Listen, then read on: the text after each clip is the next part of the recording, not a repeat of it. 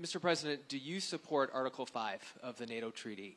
And are you concerned that it might be triggered if European peacekeeping forces end up in Ukraine? I support it. I don't think we're going to have any reason for it. I think we're going to have a very successful peace, and I think it's going to be a long-lasting peace. And I think it's going to happen hopefully quickly. If it doesn't happen quickly, it may not happen at all. And we want it for two reasons. Number one, I want to see on a humane basis, I want to see soldiers stop getting shot, because largely it's soldiers now. Towns have been obliterated, but it's largely that. And I don't want to pay billions and billions and billions of dollars, nor does the Prime Minister or anybody else, on a senseless war that should have never happened. And we're going to get it taken care of. But I think it's going to be a peace that's going to be long-lasting. Do you have a question for the Prime Minister? Thank you. Mr. Prime Minister, you were asking the President today about a backstop for Europe if the peacekeeping force ends up in Ukraine.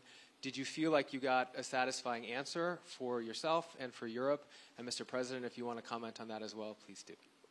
I felt we had a very productive discussion. Obviously, as the President says, the deal has to come first. But yes, our teams are going to be talking about how we make sure that deal sticks, is lasting and enforced. So our teams will be talking about that. I've been really clear today and previously that I think that European countries, including the United Kingdom, need to step up in our own defence and security. We've been doing that in recent days. You saw the announcement we made on spending just the other day.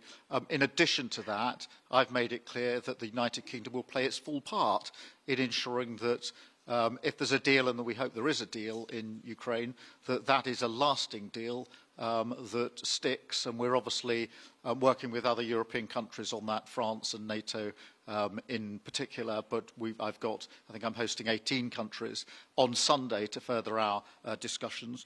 You heard from the President this morning that, you know, as historically has always been the case, we have each other's backs, and today we've been talking about the deal, how that will be a lasting deal, and coming out of this, our teams will now be talking in detail about that.